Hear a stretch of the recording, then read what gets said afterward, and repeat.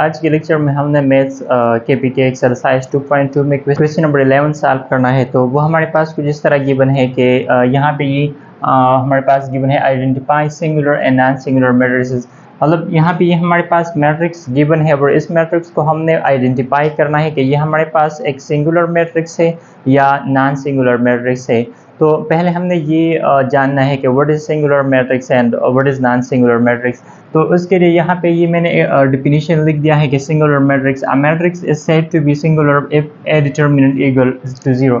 इसका मतलब ये है कि जब भी हमारे पास कोई मैट्रिक्स गिवन हो, अगर उसकी डिटरमिनेंट हम मालूम कर ले और उसकी डिटरमिनेंट अगर 0 आ जाए तो फिर उस मैट्रिक्स को हम कहते हैं सिंगुलर मैट्रिक्स।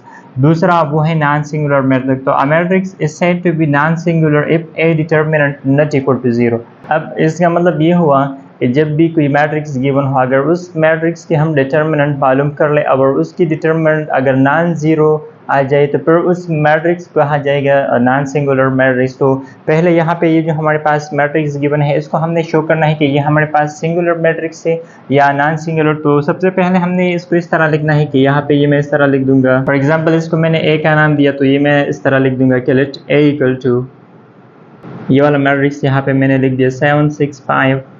अब पहले हमने इसका डिटरमिनेंट मालूम करना है। तो डिटरमिनेंट मालूम करने के लिए पहले हमने इसको इस तरह लिखना है, मतलब डिटरमिनेंट की फॉर्म में लिखना है। तो वो इस तरह है कि ए डिटरमिनेंट इक्वल टू 7 6 5 -2 1। अब इसके हमने वो डिटरमिनेंट मालूम करना है। तो यहाँ पे मैं लिख दूंगा कि एक्सपेंड बाय, यहाँ पे ये मैंने लिख दिया एक्सपेंडिंग बाय फर्स्ट मतलब रो 1। रो 1 का मतलब R1 का मतलब रो 1 है, तो इसको हमने एक्सपेंड करना है फर्स्ट रो की मदद से। तो यहाँ पे ये मैं इस तरह लिख दूंगा, हमने यहाँ पे 7 लिखना है। अब यहाँ पे फर्स्ट कॉलम और फर्स्ट रो को हमने स्किप करना है, तो 2 1 एंड ये वाला -2 एंड +1 ये लिखना है। अब इसके बाद हमने यहाँ पे माइनस एंड 1 लिखना है। अब इस फर्स्ट रो और सेकंड कॉलम को हमने स्किप करना है, तो 7 5 एंड -2 और +1 ये आ जाएगा। इसके बाद यहाँ पे हमने +3 साइन लिखना है और ये वाला मतलब first row and third column को हमने स्किप करना है, तो 6 5 एंड 2 1 ये हमने लिखना है। अब यहाँ पे हमने ये वाला ऑपरेशन करना है, तो 7 लिखना है।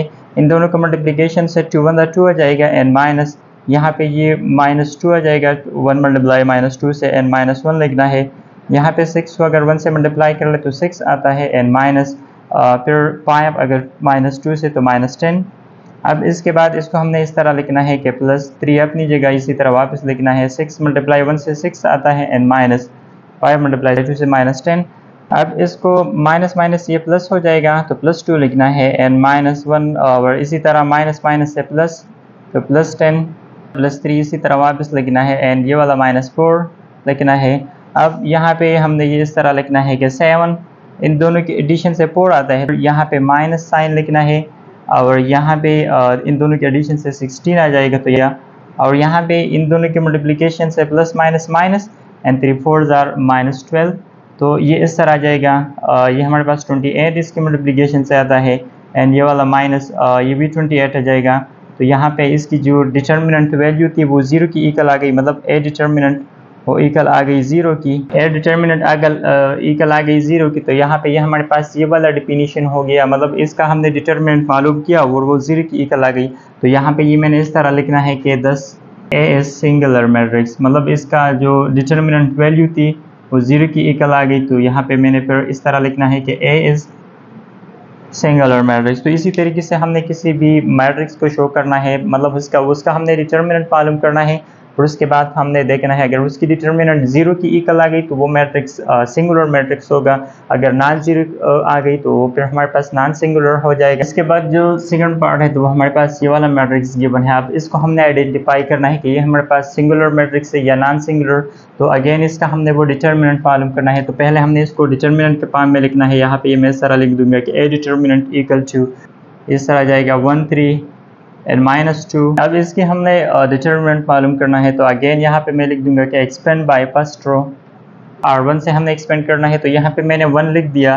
अब यहाँ पे first row and first column को हमने स्किप करना है, तो मतलब ये फर्स्ट रो और फर्स्ट कॉलम को हमने स्किप करना है। तो -2 -3 एंड 1 2 ये लिख देंगे। फिर यहाँ पे माइनस एंड -1। अब यहाँ पे first row and second column, तो 3 -2 और ये वाला 1 2 ये लिखना है। अब अगेन +1 एंड इसके बाद ये first row and third column, तो 3 -2 और ये वाला -2 एंड -3 इसी तरह लिखना है। अब इसको हमने सिंपलीफाई करना है तो 1 ये हमारे पास -4 कहीं कहलाता है, 2 2 4 एंड माइनस लिखना है। अब ये -3 अगर 1 से मल्टीप्लाई कर ले तो -3 आ जाएगा। यहाँ पे माइनस माइनस से +1, 3 2 6 एंड माइनस लिखना है एंड -2 मल्टीप्लाई 1 से -2 और ये वाला +1 एंड यहाँ पे 3 -3 से मल्टीप्लिकेशन से -9 आता है एंड माइनस निकला है।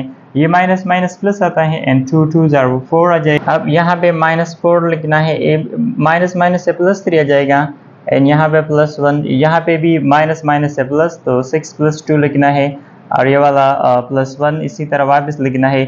इन दोनों की एडिशन से -13 आ जाएगा। अब ये हमारे पास इससे -1 आता है तो -1 से अगर हम +1 मल्टीप्लाई कर ले तो -1 आ जाएगा। और इसी तरह ये वाला ये इन दोनों की एडिशन से 8 आता है और 8 को अगर हम 1 से मल्टीप्लाई कर ले तो +8 आ जाएगा। एंड इसी तरह ये -13 प्लस माइनस से माइनस एंड 1 को अगर हम मल्टीप्लाई कर ले 13 से तो -13 आ जाएगा। तो अब यहाँ पे 8 से 1 को माइनस करना है तो मतलब 7 एंड -13। अब इन दोनों की सब्ट्रैक्शन से हमारे पास 6 आ जाएगा और मतलब -6 आ जाएगा। तो अब यहाँ पे इस मैट्रिक्स की जो डिटर्मिनेंट थी, ये हमारे पास जो गिवन मैट्रिक्स की वो इक्वल आ गई -6 की, मतलब यहाँ पे ये नॉन ज़ीरो नंबर आ गई। तो यहाँ पे मैं इस तरह लिख दूंगा कि 10 इज़ नॉन सिंगुलर। लास्ट में फिर मैंने ये लिखना है कि 10 A is non singular matrix. इसके बाद ये हमारे पास थर्ड पार्ट गिवन है, तो अब इसको भी हमने आइडेंटिफाई करना है। तो अगेन यहाँ पे पहले हमने इसको डिटर्मिनेंट के फॉर्म में लिखना है, तो यहाँ पे ये मैं इस तरह लिख दूंगा कि A डिटर्मिनेंट +1, ये इस तरह लिखना है। अगेन इसको हमने एक्सपेंड करना है फर्स्ट रो से।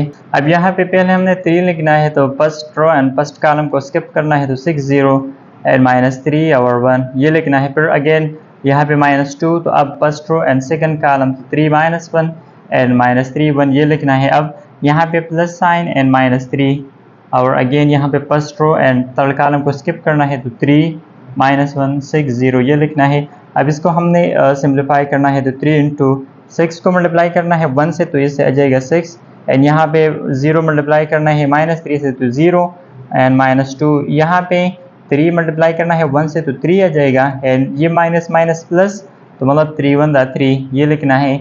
अब यहाँ पे ये प्लस मतलब माइनस लिखना है, 3 को 0 से मल्टीप्लाई कर ले तो 0 आता है एंड फिर माइनस लिखना है और ये वाला -1 मल्टीप्लाई 6 से -6 आ जाएगा। 6 से अगर 0 माइनस कर ले तो 6 आ जाएगा एंड -2 इंटू यहाँ पे 3 से 3 माइनस करना है तो 0 एंड यहाँ पे ये -3, यहाँ पे ये माइनस माइनस प्लस, तो मतलब +6 लिखना है। अब ये इन दोनों की मल्टीप्लिकेशन से 18 आता है और ये वाला -0 और यहाँ पे -3 अगर 0 से मल्टीप्लाई कर ले तो तो 0 हो जाएगा एंड फिर -3 अगर +6 से मल्टीप्लाई कर ले तो -18, तो यहाँ पे मैंने -18 लिख रहा है, तो ये इस तरह आ जाएगा 18 एंड -18। तो मतलब यहाँ पे ये हमारे पास 0 की इक्वल आ गई। इस मैट्रिक्स की जो डिटर्मिनेंट वैल्यू थी तो वो इक्वल आ गई 0 की।